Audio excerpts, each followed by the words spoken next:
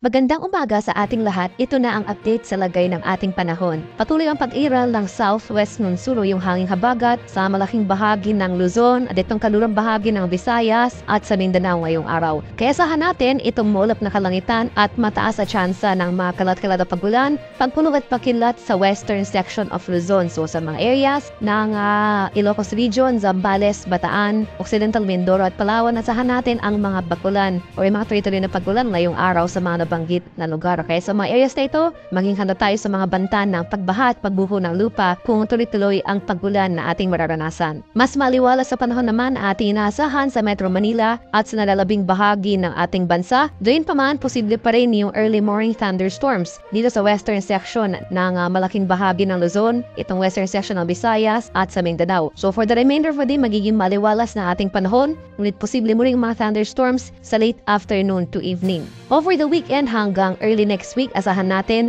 na mapapatuloy itong mataas sa tsansa ng mga kaulapan at mga kalat-kalat na pagulan sa kanlurang bahagi ng Luzon. Samantala, improving weather conditions na ating inaasahan starting sa kalagitnaan ng next week dito sa areas ng Palawan at Occidental Mindoro. Magpapatuloy itong maaliwalas na panahon, bahagyang maulap hanggang sa maulap na kalangitan na may mga isolated rain showers o yung mga thunderstorms sa malaking bahagi ng Visayas at sa Mindanao for the next 3 to 5 days. At sa kasalukuyan, wala pa rin tayong namamataan or minomonitor na low pressure area o sama ng panahon sa loob at labas ng ating Philippine Area of Responsibility na maaring makaapekto sa ating bansa sa mga susunod na araw.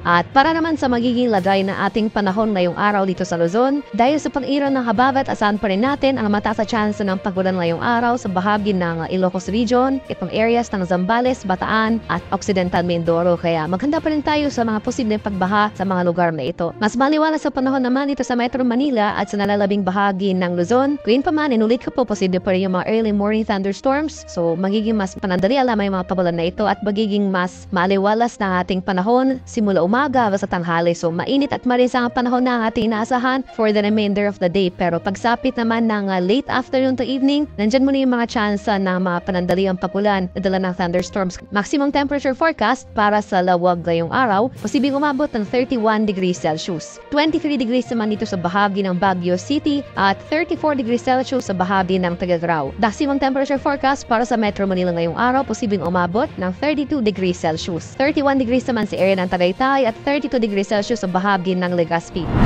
Sa areas naman ng Palawan, Visayas at sa Mindanao, dahil rin sa habagat, asahan rin natin itong mga kalat-kalat na thunderstorms sa bahagi ng Palawan. So, Puerto Princesa at Kilayan Islands, asahan natin malaking bahagi ng Palawan ngayong araw, makakaranas ng mga pagulan na dala ng habagat. Samantala ito namang western section ng Visayas at sa Mindanao, posible pa rin dyan yung mga isolated na thunderstorms. So, bahagyang maulap hanggang sa maulap na papawirin, naasahan natin as early as tanghali pa lamang makakaranas sa tayo ng mga kaulapan. Posible bumagsak yung mga panandaliang pagulan na dala ng mga thunderstorm clouds na ito pagsapit ng late afternoon to evening. So sa mga areas ng Western Visayas, itong Negros Islands, Zamboanga Peninsula, Barmat, Soxarojan, nasahan natin mamayang hapon ang mataas na tsansa ng thunderstorm activity. Mas maliwalas ang panahon naman na ating mararanasan sa rest of Visayas at rest of Mindanao. Pwede pa man magkanda pa rin tayo sa mga panandaliang pagulan o yung mga isolated rain showers. Maximum temperature forecast para sa Kalayaan Islands sa Puerto Princesa ngayong araw, posibleng umabot ng 32 degrees Celsius. 32 degrees rin dito sa area ng Iloilo at Tacloban at 33 degrees Celsius sa bahagi ng Cebu. Maximum temperature forecast para sa Cagayan de Oro ngayong araw, posibleng umabot ng 32 degrees Celsius. 33 degrees naman dito sa area ng Davao at 33 degrees Celsius sa bahagi ng Zamboanga.